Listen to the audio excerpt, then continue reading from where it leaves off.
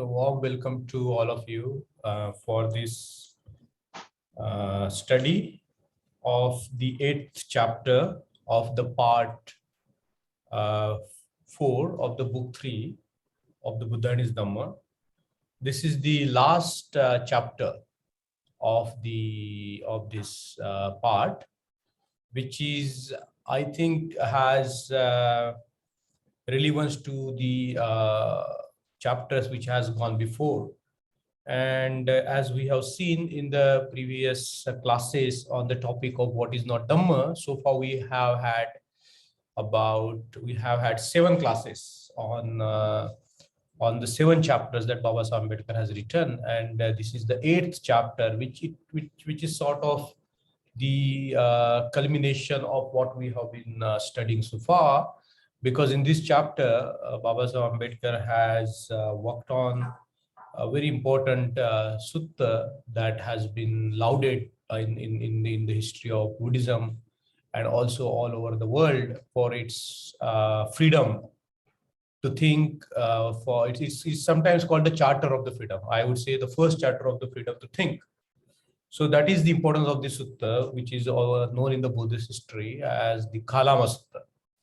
So this chapter, the reading of this chapter will enable us to understand various nuances of what to accept as the truth and what not to accept as the untruth. But it's not just about truth and untruth. It's about the whole philosophy of life that one needs to follow in order to live one's life. So it's also about the philosophy of life. It's not just a rational or a kind of a logical or a scientific way of judging what is right or wrong, but it goes more deeper than that. It goes into sort of an area where the where one has to be one has to have certain values for their life.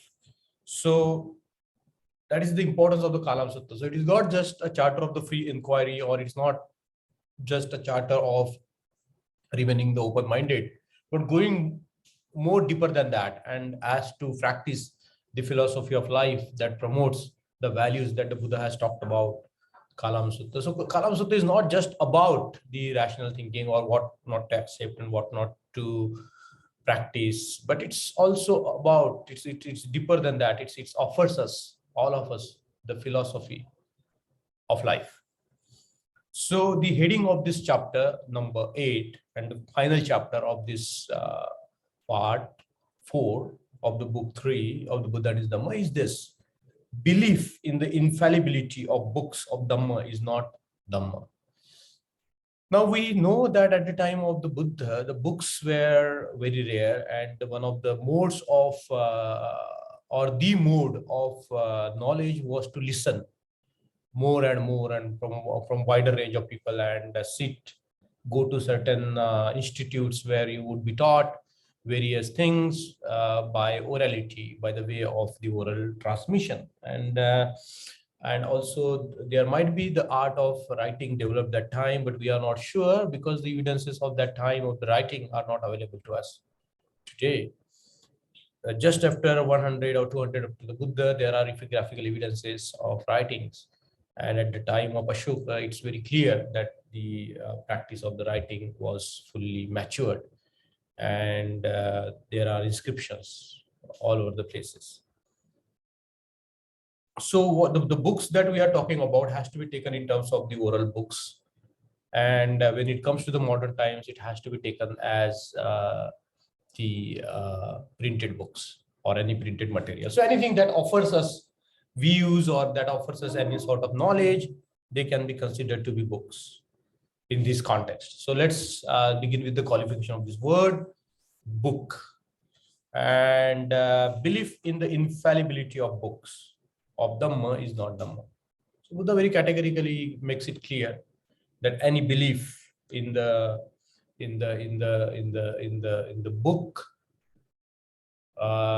making it sacrosanct, out of scrutiny, out of examination, and accepting it as the truth itself, that everything written in the book is the truth,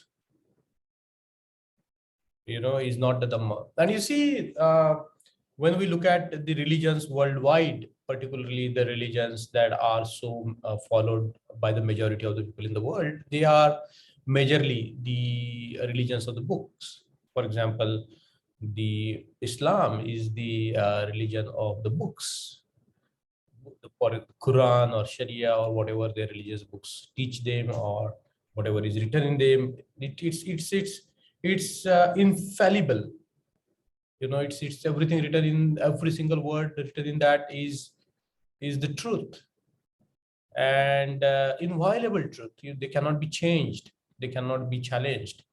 Of course, there are some Islamic scholar who claim, who offers a reading of Quran beyond mere words, and urge the people to see the light beyond or behind those words. And there are people who interpret the Quran in a different ways, but still the fact remains that the Quran is the sacred book of the Muslims. Same goes with Bible for the Christians. Whatever written in the Bible, whatever has been said in the Bible has been the word of the God itself, and it's infallible, it's inviolable, it cannot be challenged, it cannot be contradicted. And that's what we have seen in the history of the Europe, in terms of how some people went on challenging the biblical authority, particularly those who wanted to know the world around, the particularly scientific community.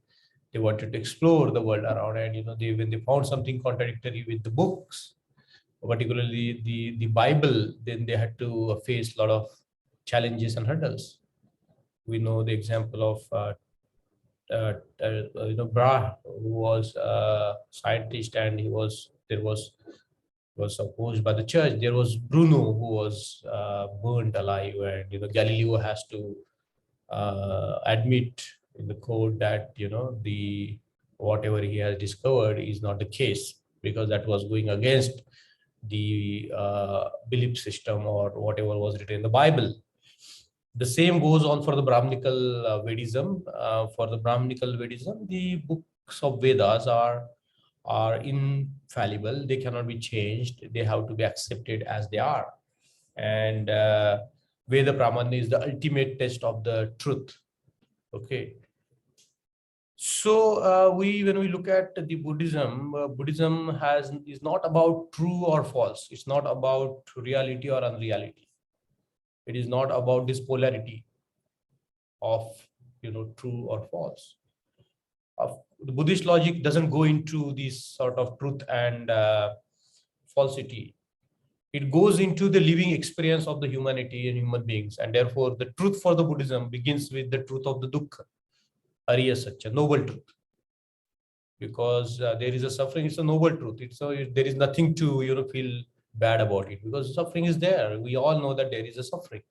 We all, in one way or another, have experience of suffering because of ignorance, because of the fundamental ignorance, because of raga, dosa, and moha that is coming up in our minds, welling up in our mind whenever we have this contact with the world, with the people around us, and with the ideology around us, because we do not know the truth, because of the not truth, but we do not see the way it is. Now, seeing the way it is different than the truth, because there are many truths, and there are some circumstantial truths. There is nothing called the so-called absolute truth. The whole reality, whatever happening around us, is subjected to change. It's changing all the time. As we are talking, the things are arising, passing away. The thoughts in our mind are arising and passing away. The flowers in the world are perishing. The clouds are moving in the sky. The things are changing at the subatomic level and whatnot. So, in this impermanent world, which is never static, to say something as truth is so we can have a laws to define something, but we cannot say that for sure what is truth and what is untruth, because they are almost circumstantial. But the great Buddha, the Lord Buddha, has said that the dukkha is the truth, is the satya, is the noble truth. And then he has said all these things for these remaining three truths: dukkha, dukkha samudaya, dukkha nirodha gamini patipada. As a Buddhist, we should all remember these 4 words: dukkha, dukkha samudaya, dukkha nirodh, and dukkha nirodha gamini patipada. And Buddha said that we have to examine the dukkha, we have to know the dukkha. Because sometimes we take something as sukha when it is dukkha. So the Buddhism really start with the examining the dukkha. That's the beginning of Buddhism. And then knowing the cause of that dukkha. Why this dukkha? And then knowing that there is a place, there is a state, there is a something which Buddha called nibbana, where everything extinguishes, raga, dosa, and more extinguishes, body and mind, just fall apart in that plane of experience where we have no self sense of atta, which we have constantly having. And once we reach to that stage, or nobody reaches to that stage, because there is no one really. So once we experience that thing, that is dukkha nirodh, which is also called nibbana, and the path leading to that, which is called the noble eightfold path, which we know in terms of cultivating shila, samadhi, and prajna. So these 4 truths, noble truths that the Buddha has talked about, but the Buddha has not fallen into this dichotomy of philosophical quest for truth and falsity. I think this background is very important for us to understand when we compare the religions around us, because this comparative study of religion is a kind of a tool that enable us to see through the things. We don't compare the religions, or we don't compare the ideologies just to prove that ours is better than them or theirs is better than us. Not like that, because it's not a question for us. The basic question for a practitioner of the Buddhism is, understand the dukkha, understand why the dukkha arises, understand whether there is a place or a state or a consciousness where we don't experience the suffering. And yes, there is, the Buddha found it. And had the Buddha not found it, that there is dukkhaless experience, the Buddhism wouldn't have any meaning, isn't it? So there is, of course, nibbana. There is the suffering and there is a nibbana, and there is a cause of suffering and there is a cause of nibbana. Very clear in terms of that. So that's the core of Buddhism, that we all know that it exists. And that's what is the compass for us to guide us when we practice Buddhism. But when we compare this framework of Buddhism, the basic fundamental foundational framework of Buddhism with vis-a-vis what is offered in the other religious systems, in terms of the infallibility of books, infallibility of whatever, every single word written in those books, the concept of God, the concept of the world being ordained by God, the concept of never changing soul or Atma, and so on and so forth. So this little background, we will begin to go on into reading our book, or this chapter. So the very first verse of this chapter is very clear. The Brahmins had declared that the Vedas were not only sacred in point of authority, they were final. They were the final words of God. Now, beyond those final words of God, there is nothing. You have to accept it as it is. Not only were the Vedas declared by Brahmins to be final, but they were declared by them to be infallible. They were unquestionable. They are the truth themselves. And as we know that the great Buddha was opposed to all these things, he was opposed to all these religious authorities. He never himself claimed to be a religious authority. Never ever. He never himself claimed to be he was a leader of the Sangha for sure, but he was never an authoritarian person who tried to bully his disciples into to accept something. He asked his disciples or anybody to accept anything after the test that we have seen. Now we are going to see in the Kalama Sutta. But he found that certain things which are which produce suffering, they have to be challenged. Like, for example, whatever is the Varna system, it has to be challenged because it produces a lot of suffering.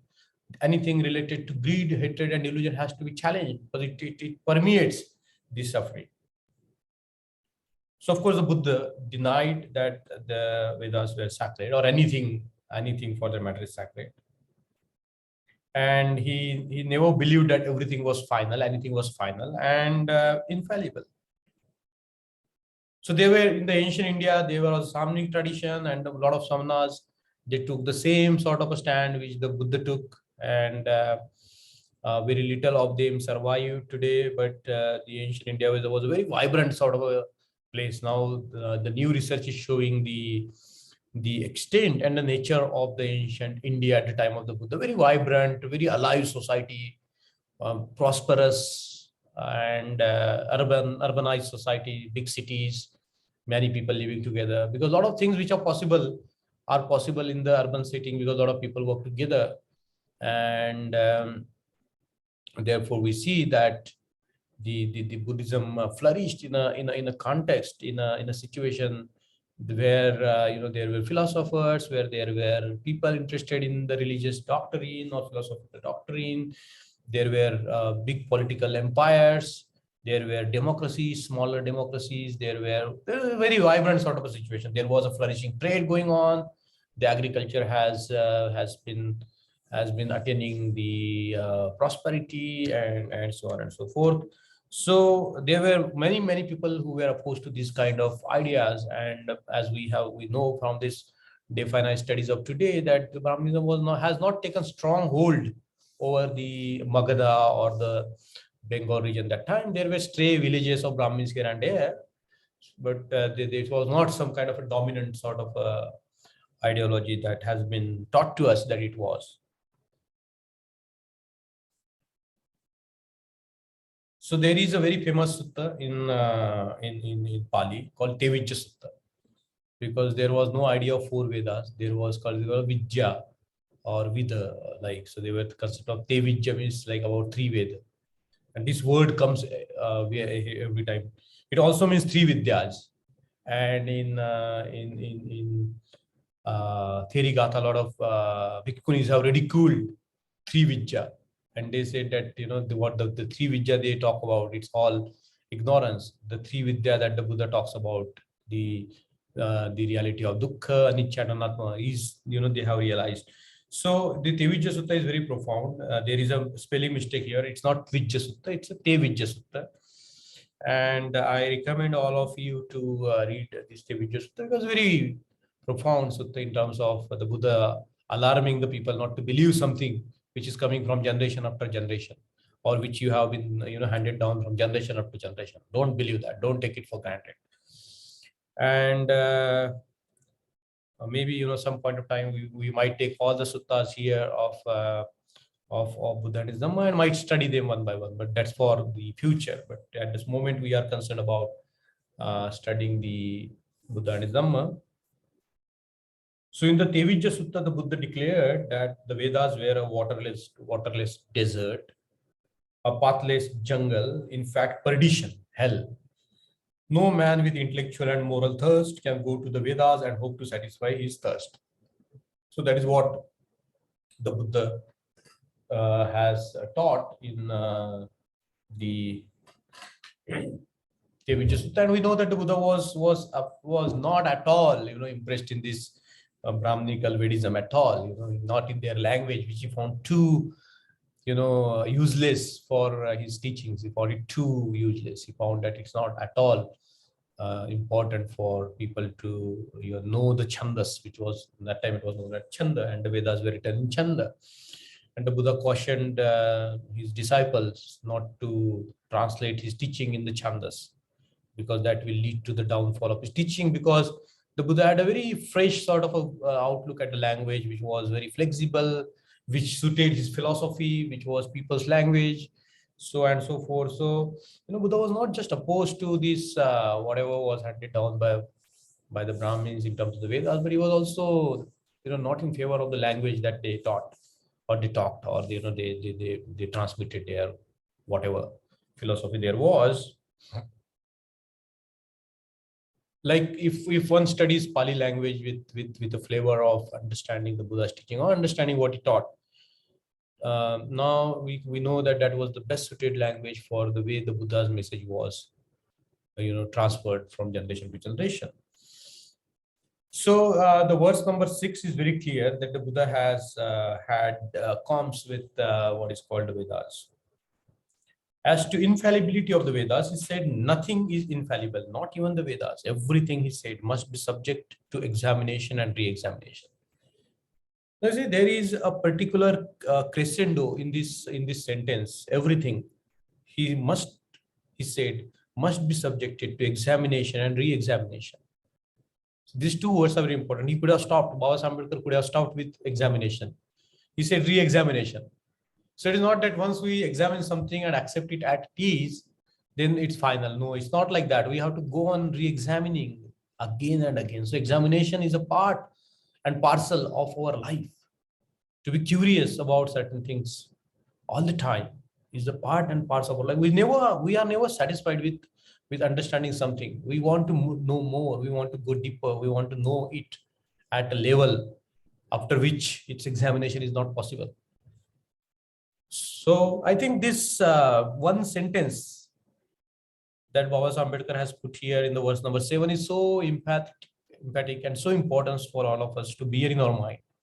It's not just enough to examine, but we need to re-examine. We have to continuously perceive whatever we are doing or trying to understand with examination and re-examination. Just like this, the book, the reading of the Buddhism or the Buddhism or the Buddhist Sutta, we cannot but just read them once or study them once. We have to again and again and again and again and again and again and again read it.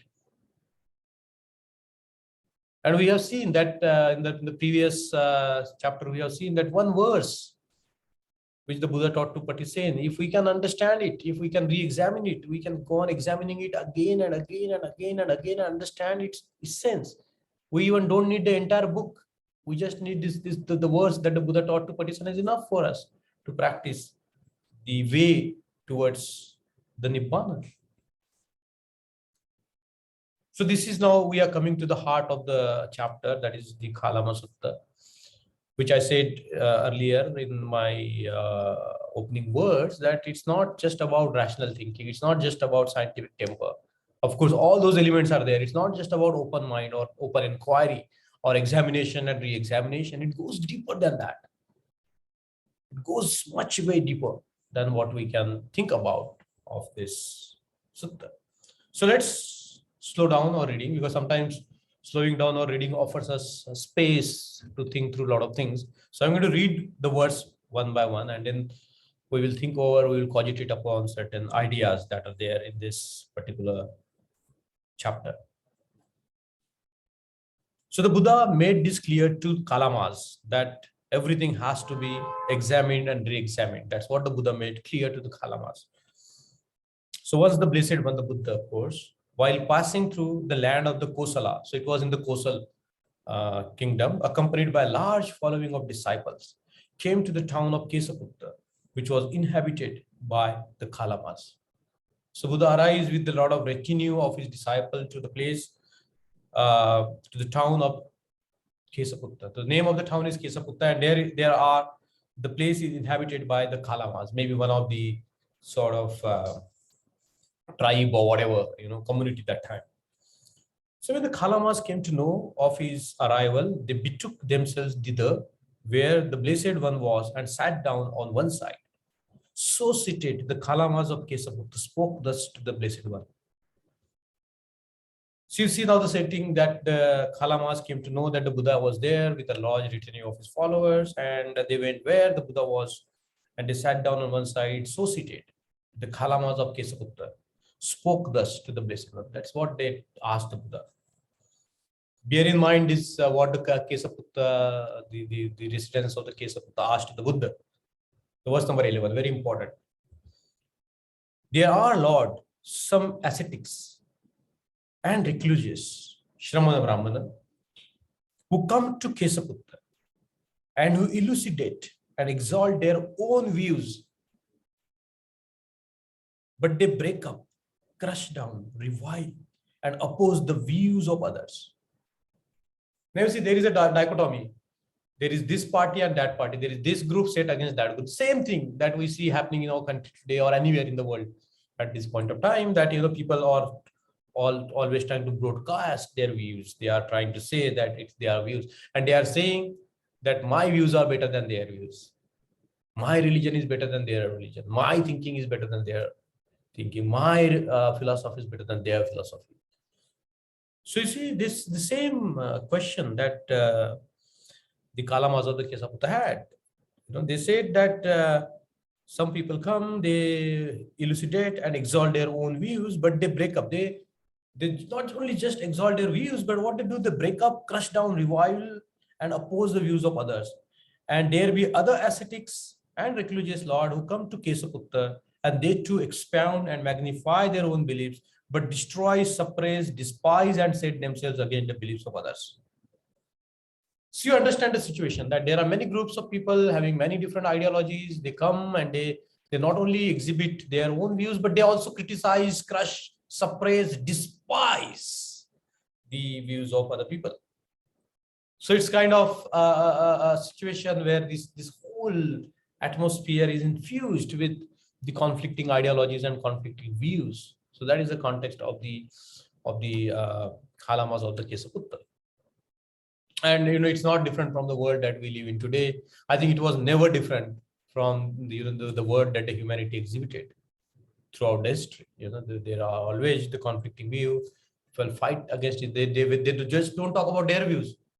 They are not just happy to expound their religion, but at the same time they are very happy to crush other people, to suppress other people, to despise other people, to destroy them, and set themselves against the beliefs of others.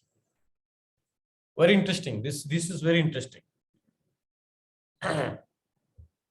So what happens to a man or a woman who is not, who is just trying to expound something? What happens to them? So, Lord, we are in uncertainty and doubt. So you see, this quality of uncertainty and doubt is good. Because, the Kalamas are not, tending to this or that group. They have uncertainty and doubt. So sometimes this quality of uncertainty and doubt is good. Our views are not confirmed. We are examining. We have suspended all our beliefs.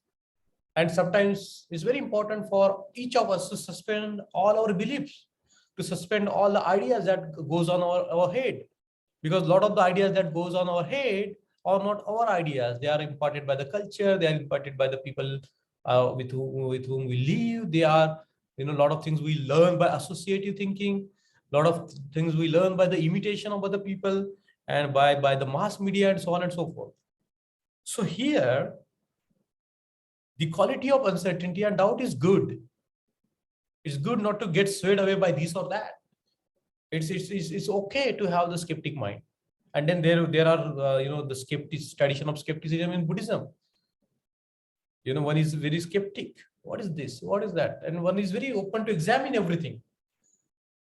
And whatever one knows, they are again, ready to re-examine those things. So I think in a way, this is very profound. It looks simple, the 3 lines here in verse number 12. And so, Lord, we are in uncertainty and doubt, knowing not which among these venerable ascetics speaks truth and which falsehood. So they have not taken the side that who is this ascetic who is telling the truth and who is not telling the truth, who is right or wrong. So they have not taken the sides. Sometimes it's good not to take the sides and keep the mind open to know, to re-examine everything. So, if they had confirmed the ideas in their mind, if they had confirmed themselves to certain ideology or certain school of thought, they might not have come to the Buddha and asked him the question. So because they had this uncertainty, because they had this doubt in their mind, they could go to the Buddha and ask him the question. They could explore further. They could try to know further. So I think this quality of uncertainty and doubt is good. That we don't conform to everything. We don't conform to anything without examining. We have doubts about it. We are not sure. We don't know. What is it? But if we don't know what is it, and if we make ideas about it, then we are on the wrong side of the things. So good cause indeed have you, Kalamas, to be uncertain. See, the Buddha is praising here. It says, good cause indeed have you, Kalamas, to be uncertain. Good cause have you to doubt, said the Blessed One. See, the Blessed One is now praising the qualities of uncertainty and doubt. Truly, upon just occasion has uncertainty and doubt arisen in you. Now that I am here, let's examine this truth and this uncertain doubt. So verse number 14, maybe you can write it down several times, and it's not enough. Its meaning will not be exhausted. It's so deep, the verse number 14. Let's go over the verse number 14 slowly. Come, O you Kalamas, continued the Lord. The Buddha said, come, let's discuss, come. I think this is a very sort of a characteristic of a teacher. He says, come, let's do it. Let's examine it.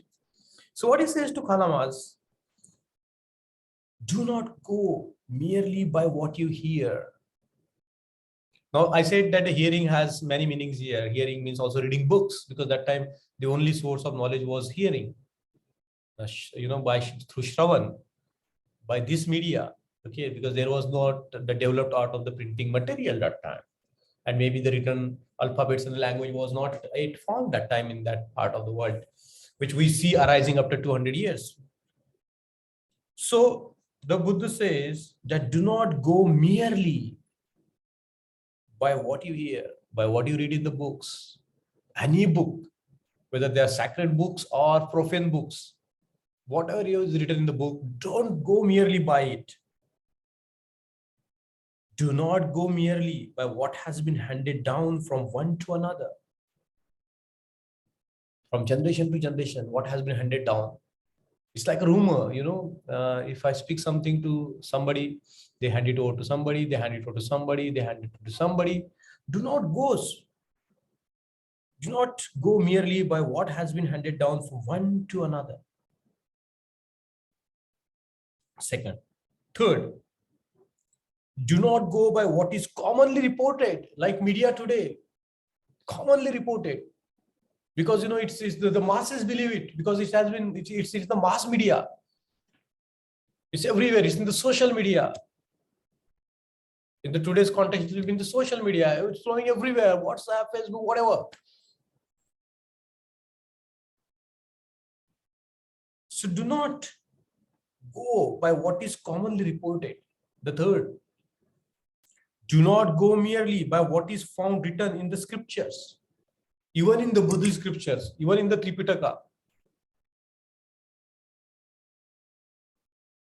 Forget the books of other religion, even in the Tripitaka. Don't go merely by what is written in the scriptures, even in the Tripitaka. Fifth, very important, do not go by the subtleties of reasoning, because there are subtle reasoning. People know how to split the hair, they know how to argue, they know how to put forth various propositions, they know how to logically respond. Subtle logic, there are subtle reasoning.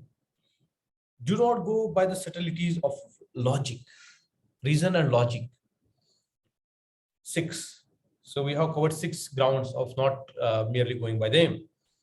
Do not go merely by consideration based upon mere appearances. Sometimes, we tend to go by the appearance. That's why this lot of actors and all, they model for the different products, because people think that, the actors and actors stand for those products. That is the technique of advertisement. So sometimes the appearances are deceptive.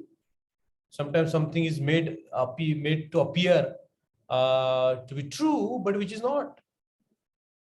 Sometimes the authority of the certain books is brought into play, certain people is brought into play to make us believe that something is good, something is true.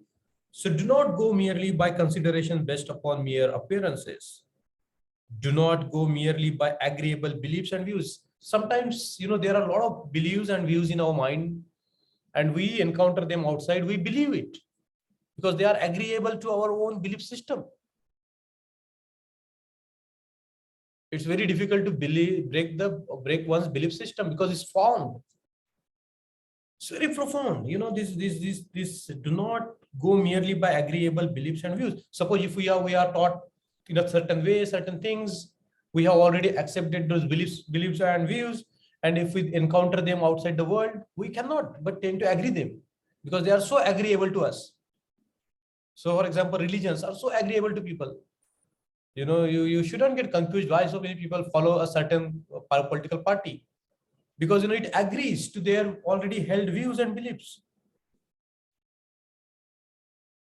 Do not go merely by what looks to be genuine. Very deep. Very deep. Even the genuinity is not the source of accepting something true or false.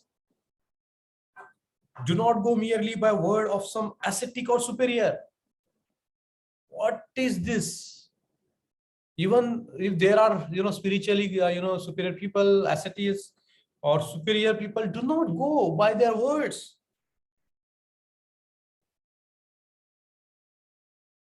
Very deep and profound. Sometimes if some speaker we think them to be very spiritually superior to us, then we think that whatever they say is the truth. Whatever they utter through their mouths, we think that, it's nothing but the truth.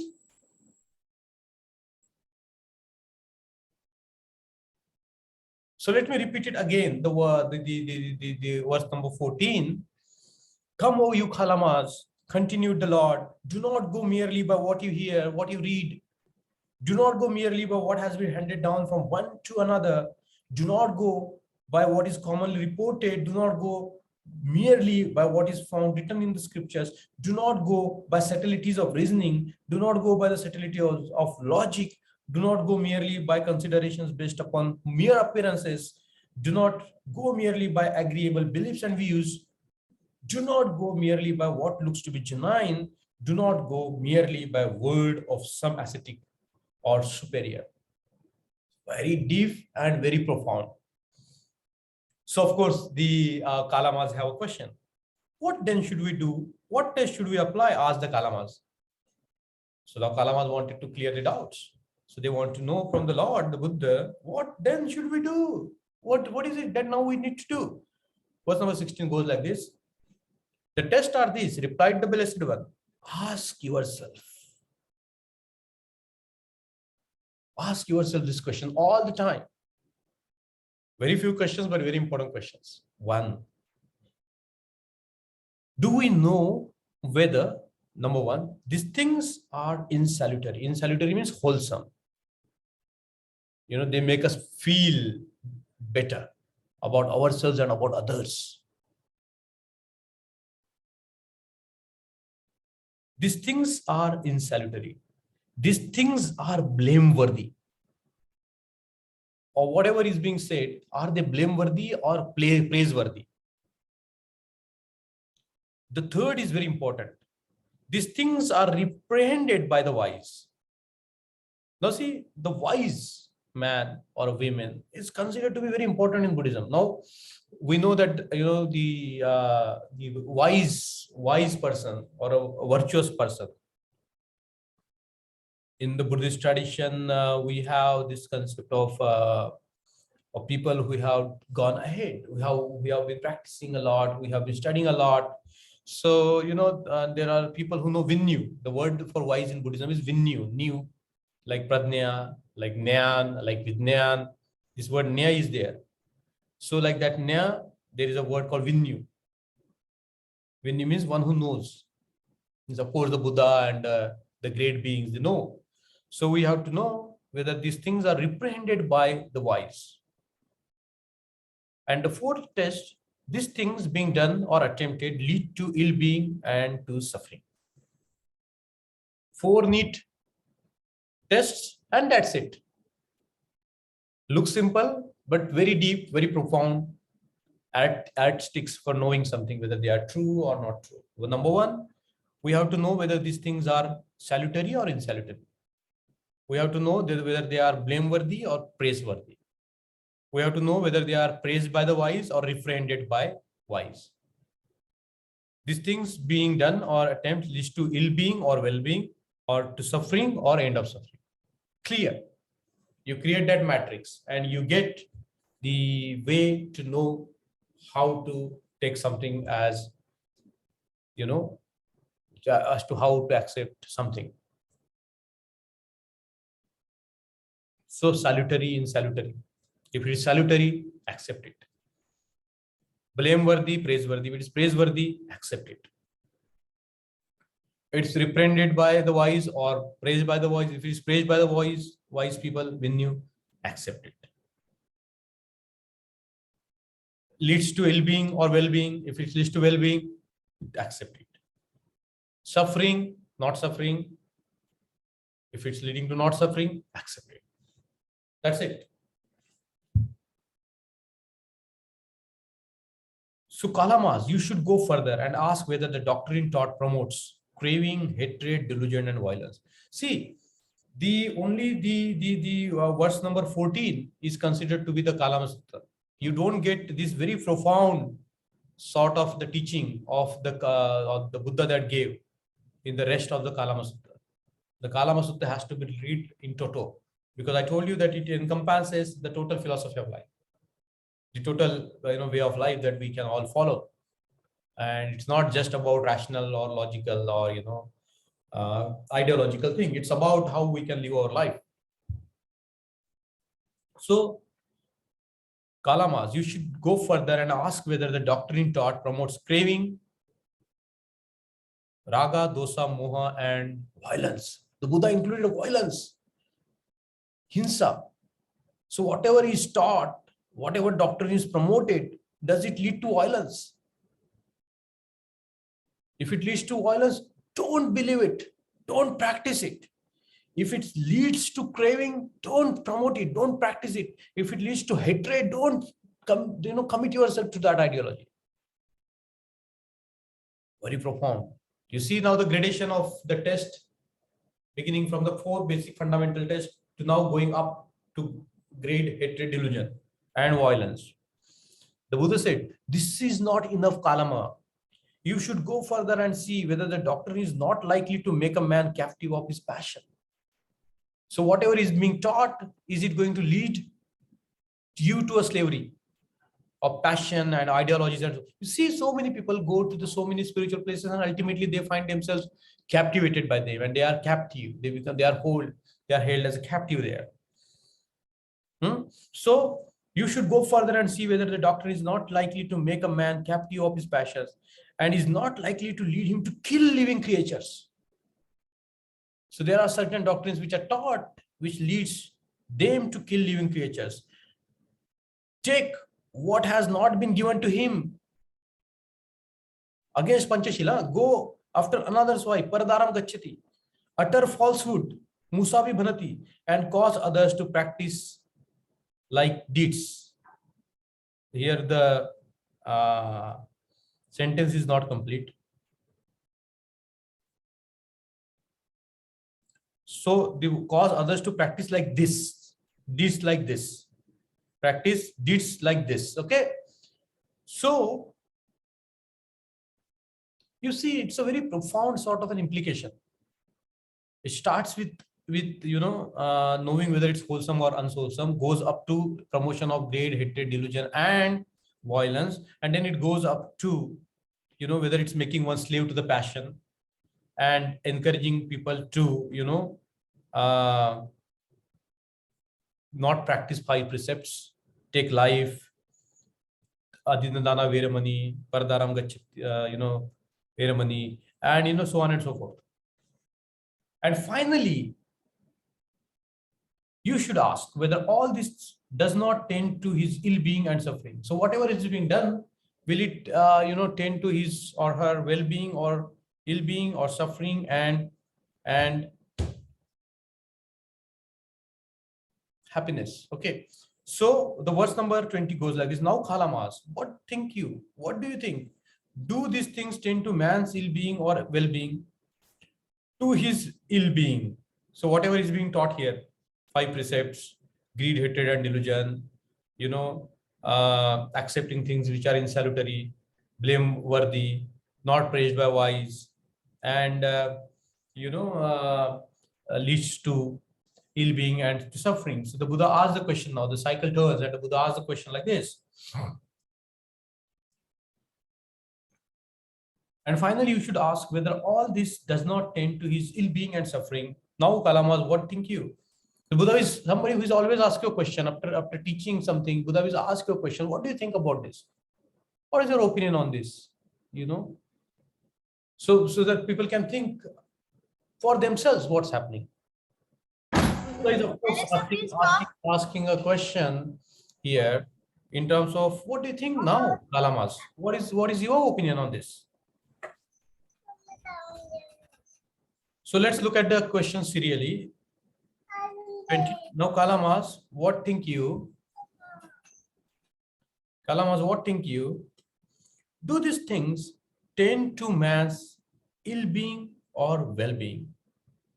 To his ill-being Lord, replied the Kalamas. What think you, Kalamas? Are these things salutary or insalutary? They are insalutary, Lord. Are these things blameworthy? Blameworthy, Lord, replied the Kalamas. Reprehended by the wise or approved by the wise? Reprehended by the wise. Replied the Kalamas. Being done or attempted, do they lead to ill-being and to suffering? Done or attempted, Lord, they tend to ill-being and to suffering. A scripture which teaches this cannot be accepted as final or infallible, no, Lord. But this, O Kalamas, is just what I have said. What I have said is, do not go merely by what you hear. Do not go merely by what has been handed down from one to another. Do not go merely by subtleties of reasoning. Do not go by subtleties of logic. Do not go by considerations based upon mere appearances. Do not go merely by agreeable beliefs and views. Do not go merely by word of some ascetic or superior. Only when of yourself you indeed know these things are insalutary, these things are blameworthy, these things are reprehended by the wise, these things being done or attempted lead to ill-being and to suffering, then Kalama, you should put them away. Wonderful Lord, most wonderful, we go to Lord, the Blessed One, for refuge and to his teachings. As followers, Lord, may the Blessed One accept us from this day henceforth, long as life shall last, we take our refuge in you. The substance of the argument is plain. That's what Baba Sahib is saying. What is the substance of the argument? Before you accept anybody's teaching as authoritative, do not go by the fact that it is contained in the scripture. Do not go by the subtleties of logic. Do not go by considerations based upon mere appearances. Do not go merely by the fact that beliefs and views preachable are agreeable. Do not go merely because they look to be genuine. Do not go merely by the fact that the beliefs and the views are those of some ascetic or superior, but consider whether the beliefs and the views sought to be inculcated are salutary or insalutary, blameworthy or blameless, lead to well-being or ill-being. It is only on this ground that one accept the teachings of anybody. So you see, to summarize the 8th chapter, belief in infallibility of books of Dhamma is not Dhamma. We have seen that the verse number 14, which is considered to be the heart of the Kalama Sutra, which has been, so much lauded or praised, is repeated 3 times in this chapter. But this is not enough. The Buddha has given the test as to what is to be accepted and what is not to be accepted. And I think that's very profound. So the verse number 16, which sort of gives a matrix of the tests that are to be used. Salutary, insalutary, means wholesome or not wholesome. Kushal or akushal. To put it in the Buddhist way, kushal or akushal. Then then these things, blameworthy or blameless. There is also a technical word for this in Buddhism. And then this praised by wise and not praised by wise, there is also very beautiful words for that. And then leading to well-being or ill-being, suffering or happiness. So you can create this matrix to understand anything, but that is not enough. The Buddha goes now into something which is not just rational. He goes into the fundamental human emotions that have more sway over our mind than these mere ideas. And what are those emotions that control everything in the world? The raga, dosa, moha, and violence. So here the Buddha didn't only talk about the three poisons that are traditionally taught by the Buddha, which have to be taken care of or removed, raga, dosa, and moha. The Buddha goes on talking about violence as well. And he says this is also not enough. What one should do, one should not become the captive of one's passion. One should be free from the passion. One should be passionless. One should be free from the tanha. That means ultimately Buddha is asking us to target, to attain to enlightenment. And he says that, there has to be a profound practice of what is called the Panchashil. But it's not enough that we only practice the Panchashil, but we also encourage other people to practice the Panchashil. So whatever is not encouraging the practice of Panchashil, or anything which is encouraging against Panchashil and its promotion in the world, then we don't accept it. And finally, we should ask whether all this not lead into his ill-being and suffering. And then the Buddha, in a very unique way of logic, he asked these questions about ill-being, these 4 questions again. And then you see, it's a very, very beautiful way of teaching. It's a very beautiful, profound way of teaching. What is how not to accept something, how to accept something, but how to go deeper than mere acceptance of something. And if people go deeper into something like into nirvana, into controlling one's passion, into practicing the 5 precepts very deeply, then if they do it, will it lead to kushal or akushal? Will it lead to blameworthiness or blamelessness? Whether it will lead to praise by the wise or apprehended by the wise? Whether it will lead to ill-being and suffering? So it is the whole circle of the teaching comes into a very perfect shape. So I think with this we have been reading about, studying about what is not Dhamma. And today was the last sort of the chapter of the part 4 of the book 3 of the Buddha and Dhamma. And we have completed it today. And I would like to open up the class for the further discussion if there are anything that has to be said.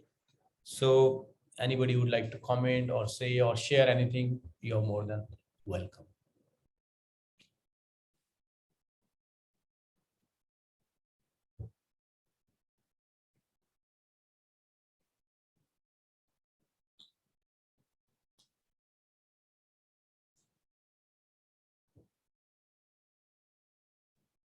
Sir, if I'm already, may I? Yeah, Umesh, you can. Sir, the things that has been cited over here, examining and re-examining, is required to ascertain the things. Yes. Now, what means question has arisen in my mind is that the Baba Sahib has explained the theory and the insightfulness through the mouth of Buddha. And how it is ascertained that such things has been told by the Buddha only. Good. And yeah, means and it's fine. It's fine. Whatever has been told is very profound and very logical and very truthful. It's there. Right. But that question that has arisen in my mind is confusing me. Yeah. See, we shouldn't have any confusion or the what the Baba Sahib Ambedkar has written here, and he will be the first person who would ask us to re-examine and examine his book itself.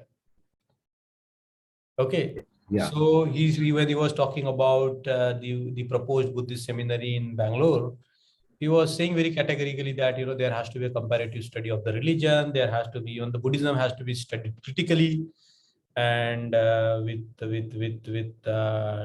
further and deeper examination. He said that there will be one book that has to be subjected to inquiry, that has to be subjected to examination, and maybe re-examination all the time. And his book itself was that, the Buddha and Dhamma. isn't it? So Yes. whatever is valid for the Buddha's teaching or whatever is valid for the Buddha and Dhamma itself. We cannot but examine and re-examine it. That's why we have to read Buddha and Dhamma again and again. We have to critically read it. We have to see whether it's true or false, isn't it? That's number one. So the Buddha and Dhamma, if we take Baba Sahib's words, is not infallible, because he will be the first person to argue against that. Yeah. Isn't it? But then there is a logic, another logic to it, that, Baba Ambedkar was somebody who has deeply studied the Buddha's teachings. In fact, the Pali Tripitaka.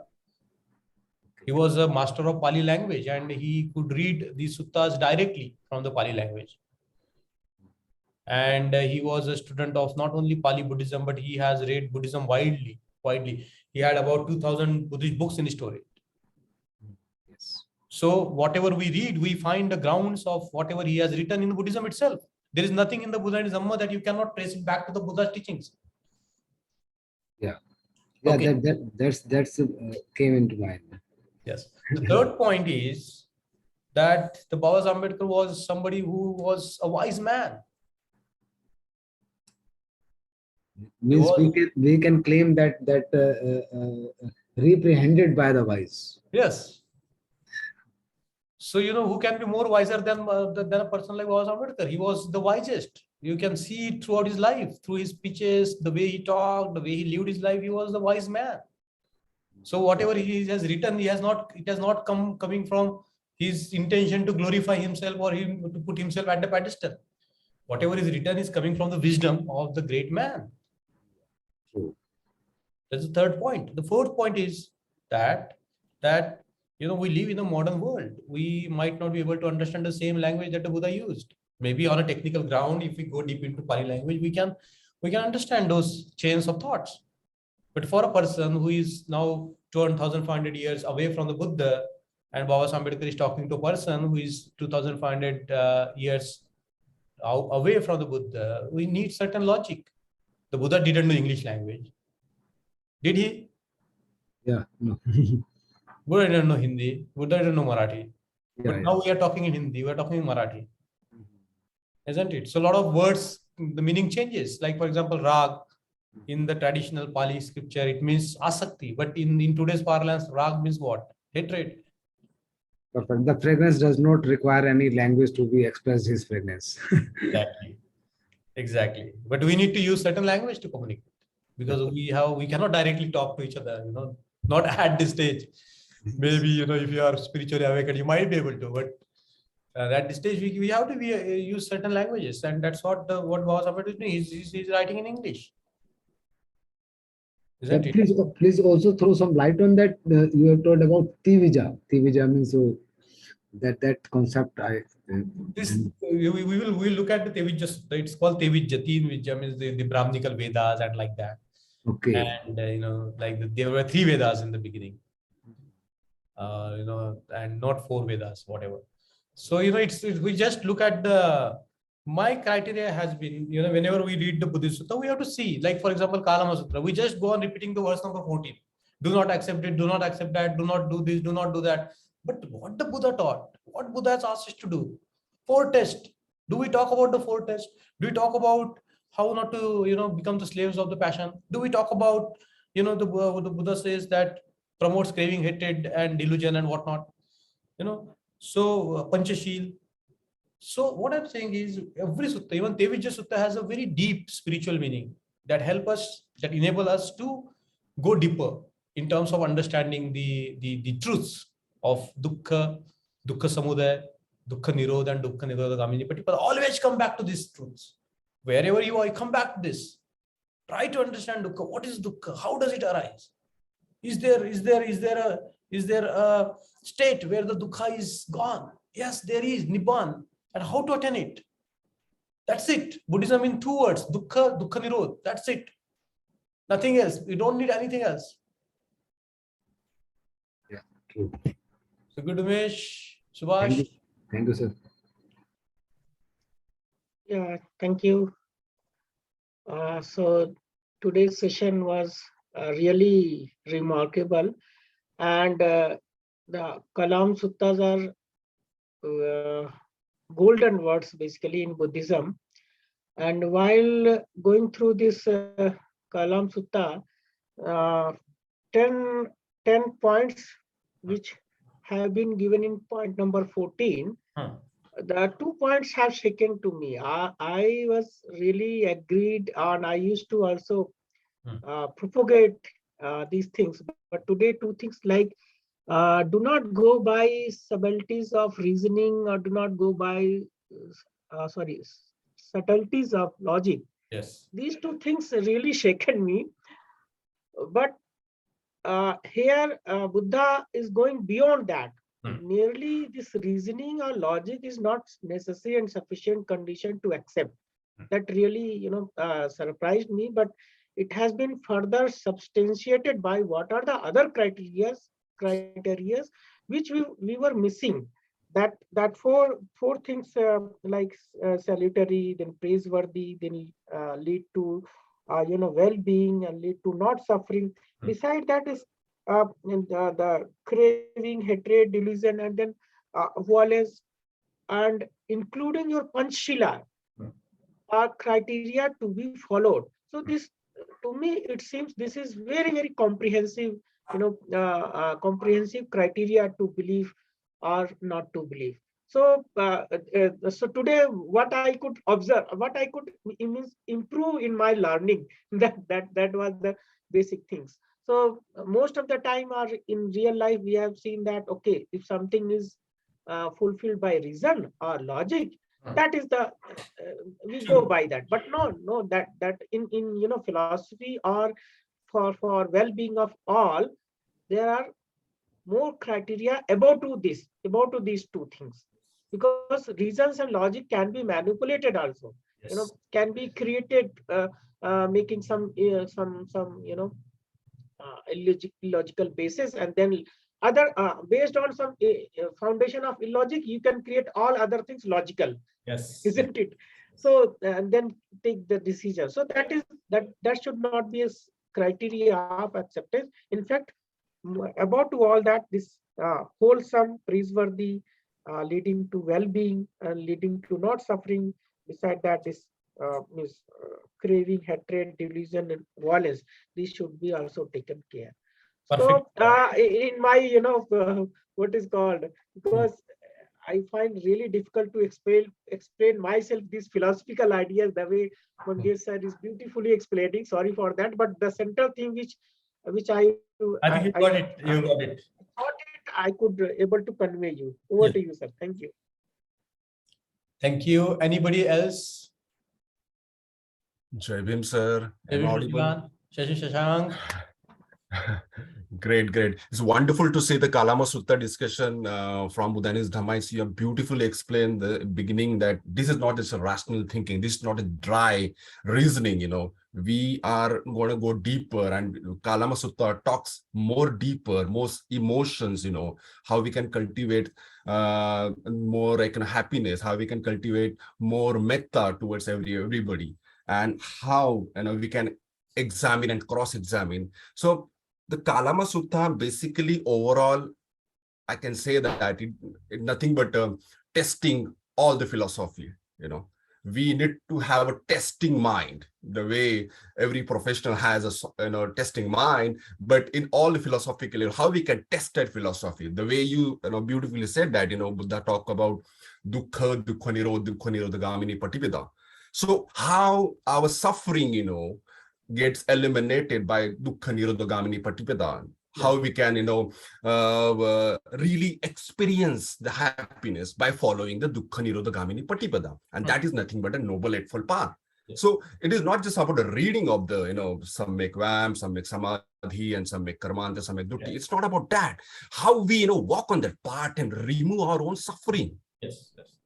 And that is nothing but experience. The Kalama Sutta talks about what is your own experience of to remove the suffering from that. And when it comes to that, the verse number 14, one beautiful line I clicked to my mind, that do not go merely by what has been handed down from one to another. So in today's WhatsApp world, everybody's forwarding the message like anything, forwarding the message of Baba Sai, forwarding the message of Buddha. But specifically to the Master of Baba Sahibs, we really concerned when the Baba Sahib said this message, in which volume it is said, what is the page number of that, and people blindly forward that message, and that message goes on forward again and again, and no one cross-examine that. So I think as Ambedkarite Buddhists, we have to have the habit, whenever we quoting the Baba Sahib, we should have the reference, we should have the page number, we should have the volume number, so that this is an authentic message. And that kind of a practice of Kalama Sutta we can have in the digital world. Yes. But again, coming back to the Noble Eightfold Path, I really feel that, whenever I, feel that, this Noble Eightfold Path has to be tested from all angles, how it can eliminate suffering, how we can generate happiness, how we can make my mind stronger, how I can make my friends stronger, my community stronger. So that mind of experiment, that mind of, I can say, cultivation,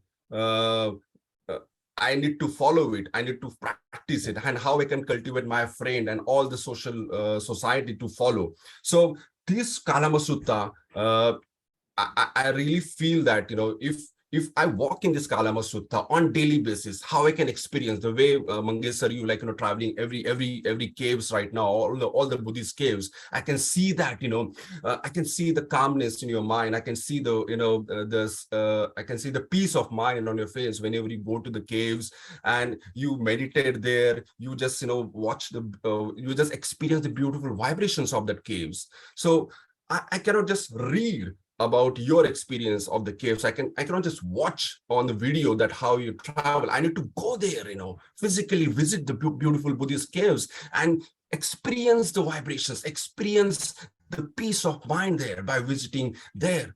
So that is how I can follow the Kalama Sutta. That is how I can have the mind of experiment. So yeah, overall, I can say it's a wonderful, wonderful discussion today. Thank you so much, sir. Welcome. No, I wonder whether everybody has this kind of opportunity in their life to visit these beautiful Buddhist places. And maybe one day I will have sessions on those visits. I encourage all of you, wherever you are, to find time to visit the ancient Buddhist places, because they are beautiful, they are nice. Not only that, but they have a certain quality to them. And I think everybody has got this opportunity. Like if you are in UP, there are so many Buddhist places. In Delhi itself, there are 2 places. In Haryana, everywhere you go in Punjab, there is no place in this country where we will not find the presence of the Buddha. Like I was astonished to know that there are 17 places in Andhra Pradesh where the Buddha's relics were found. And I have visited many of them. But I think sorry to digress a little bit, because this is my favorite topic. I wish everybody can do that, wherever they are, to go and visit those caves and places, and, just feel the presence of our ancestors there. Anyway, so let's see if there is any other thing or anything that's on anybody's mind, or we will conclude.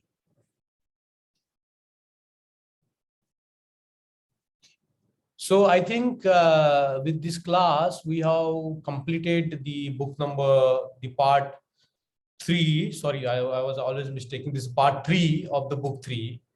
And this is the last chapter we have finished. And next time we are going to, sorry, it was a part 4 only.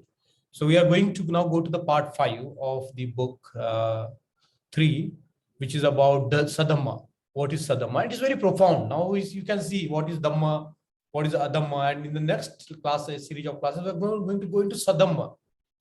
And this is going to be very interesting sort of a discussion. So I'm going to do the same thing. I'm going to go through each chapter. I'm not going to rush. I'm going to go through the chapters, chapter wise, and we will take a lot of time to finish this part 5 of this book 3. So see you next week, and thank you for joining. Jai Bhim, Namo Buddhaya. Thank you, sir.